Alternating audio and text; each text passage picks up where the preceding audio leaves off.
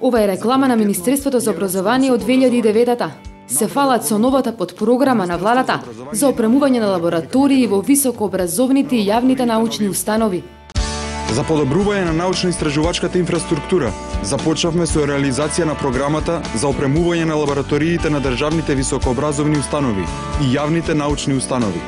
Со оваа програма ќе бидат издвоени 60 милиони евра за опремување на лабораториите на овие установи. Ќе биде набавена опрема за определување на наркотици во микротраги за Институтот на судска медицина, за квалитетно и европско високо образование.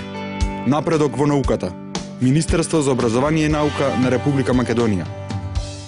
Цели 60 милиони евра до 2020 година предвиде Министерството за да им помогне на универзитетите и научните институти да се осовременат.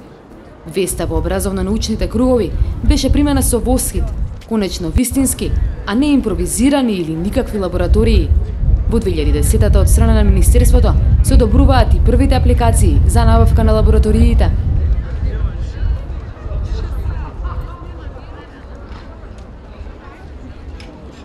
Овие снимки се направени неодамна или во февруари годинава.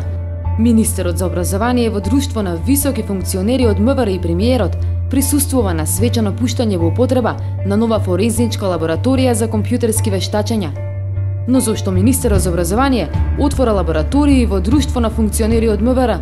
Одговорот го дава соопштението на страницата на полицијата. Денеска во одело за криминалистичка техника при Министерството за внатрешни работи беше промовирана нова форензичка лабораторија за компјутерски вештачења, која благодарение на издвоените 4 милиони денари во рамки на проектот на владата на Република Македонија за опремување на научно-истражувачки и апликативни лаборатории, беше опремена со најсовремена техника. Или, ваква современа лабораторија требаше да биде инсталирана на Факултетот за безбедност. МВР не е ниту научна, ниту високообразовна институција, за какви што се однесува повикот на владата. Од тука следи и добро прашање, зошто МВР ќе го користи универзитетот за да набави опрема, кога можат и самите да го сторат тоа? И каде завршила опремата? Се почнува кога новото раководство на Факултетот за безбедност во 2012-та открива дека во рамки на проектот на владата тие аплицирале за опремување на 3 лаборатории, информација со која не бил запознаен поголемиот дел од наставно-научниот кадар. Станува збор за опремување на 3 лаборатории, од кои што едната е електронски микроскоп за форензичко вештачење, вториот тип на опрема за втората лабораторија е автоматизираниот систем за регистрација на траги од папиларни линии или популарно АФИС, и третата лабораторија, односно опремата за третата лабораторија се компјутерски хардвер и софтвер, во многу подсегменти објаснен во одлуката со перформансите на компјутерската техника, но во кратки црти тоа е опрема за пресретнување на електронските комуникации. Како тази именуван продекан за настава, професорката Фросина Ременски тогаш првпат, сосема случајно при подготовка на документи за акредитација на нова наставна програма за која биле потребни лаборатории, увидела дека на факултетот воопшто нема информација дека било кога таква опрема била доделена во рамки на повикот на владата и дека таа пристигнала на факултетот. Стоело куса објаснување дека веднаш по доделувањето опремата била предадена во владение на МВР. Зошто никој не знаел за опремата, која сигурно би била голема вест на универзитетот, имајќи ги во предвид условите во кои работат. Зошто установата која нема своја лабораторија би ја давала новата опрема на МВР. Како се случило примопредавањето и каде се документите за тоа? На факултетот не стигнала ниту една опрема, тоа го констатира и посебна комисија која што имаше обврска да ја утврди фактичката состојба по информации, по барање за пристап до информации од јавен карактер од Transparency International. Ние констатиравме дека нема документ за примопредавање на опремата, која што ние сме ја добиле на 29 мај минатата година, а сме имале обврска да ја примиме и да ја инсталираме. И нема документ за примопредавање помеѓу Факултетот за безбедност и Министерството за внатрешни работи, што и обврска од одлуките на влада, што говори за токму таа нетранспарентна постапка, но и зборува за сомнежите што се јавуваат кај сите познавачи на оваа ситуација, дека реално се поставува прашањето дали воопшто опремата е таму каде што е. Новото раководство започнува да ги бара одговорите. Комплетната документација за случајот му се предава на ректорот на Битолскиот универзитет, кој им ветува дека по празниците во февруари 2013 ќе види што се случува. Раководниот тим останува шокиран кога наместо истрага тие се суспендирани со одлука на Сенатот.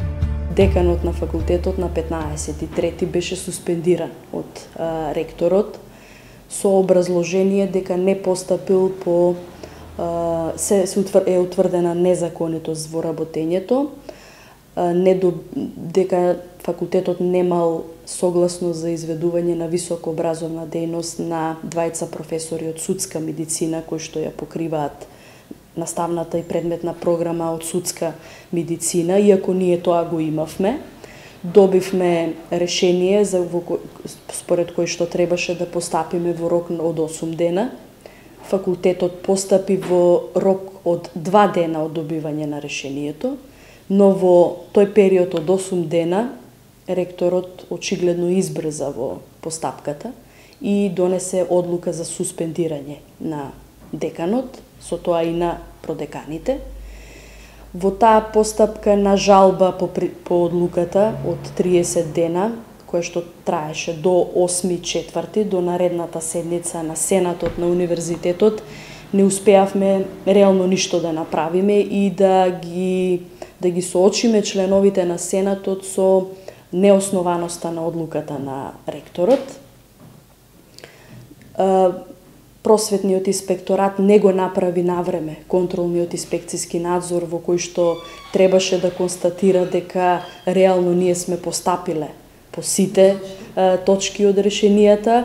Да биде иронијата поголема, контролниот инспекцијски надзор се направи на 9.4, односно ден по донесување на решение за разрешување на деканот од страна на Сенатот.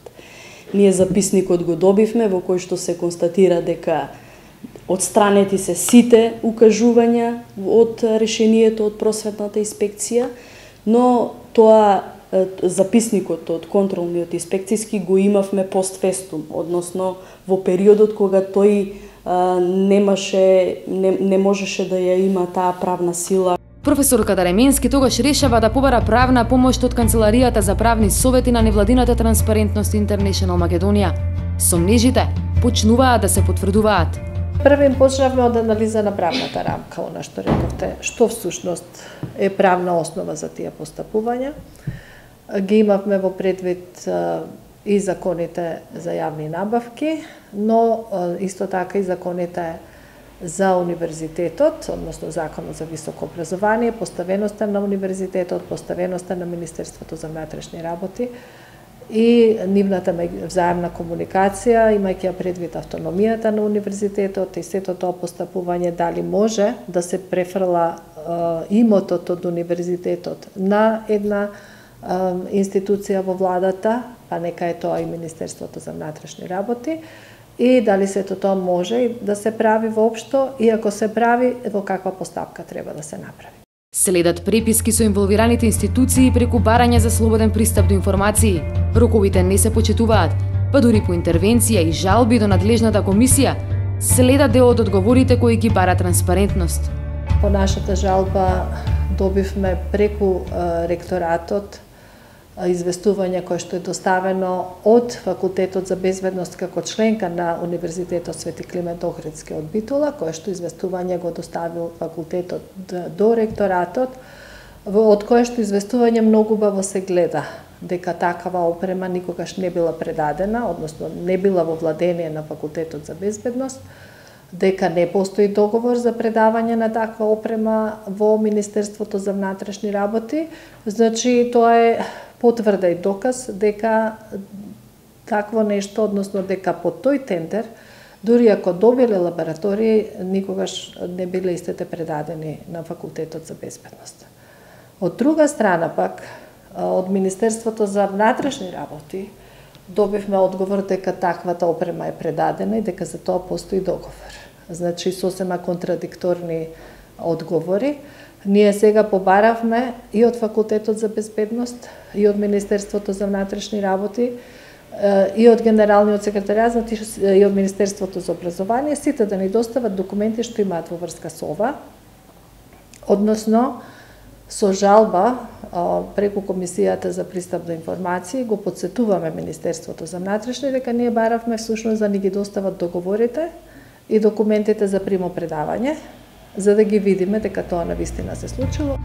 Главното прашање е дали таа опрема било кога пристигнала на факултетот со оглед на фактот дека според претходното раководство и дел од наорите на транспарентност не постојат пишани докази за тоа и дали уште од почеток намерата била наместо за факултетот да се бара опрема за МВР, кои како такви не ги исполнувале критериумите на повикот. Па мислам дека идејата и воопшто не била примерно да дојде на факултетот.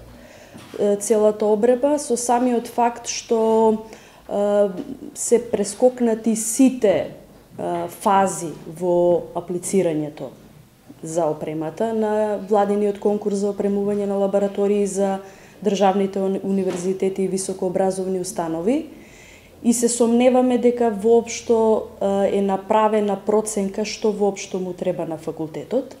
Самиот факт што целата постапка за утврдување на потребите од форензички лаборатории не поминала во органите на факултетот, во организацијските единици, катедрите на 5 катедри што ги има факултетот за безбедност и органите на факултетот, деканатската управа и наставно-научниот совет како највисок орган, фактот дека во подготовка на елаборатите и на тендерската спецификација учествувале мал број на луѓе, не било поделена тоа со наставниот и со работничкиот кадар на факултетот, зборува дека проценката за потреба на опремата не е правена за факултетот, туку за Министерството за внатрешни работи. Се постапило незаконски, тоа е очигледно веќе, затоа што некој тврди дека нешто се случило, а тоа нешто не се случило.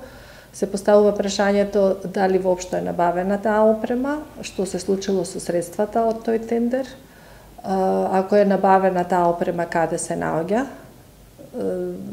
Факултетот за безбедност очигледно не ја видел и не ја добил, Министерството вели дека ја видело и ја добило, ама за тоа треба да покаже одредена документација, но факт е дека многу лица кои што биле вклучени во ова, ја ги повредиле законите, ја злоупотребувале својата службена положба, постапувале несовесно во рамки на своето службено работење, иако имале законска обврска да ја штитат законитоста на работењето на институциите. Биле вклучени тука поголема група на луѓе, се разбира, ова не може да се направи еден сам, но иако биле вклучени и поголема група на луѓе, не биле вклучени тие што треба. Значи, не се спроведени постапките согласно Законот за високо образование и согласно актите на Факултетот за безбедност. Професорката Ременски со помошта на транспарентност продолжува да ја бара правдата. Кривичната пријава е стасана до обвинителството. Во меѓувреме, студентите вежбаат во импровизирани лаборатории, а граѓанскиот сектор трага по софистицираната опрема за пресретнување на електронските комуникации.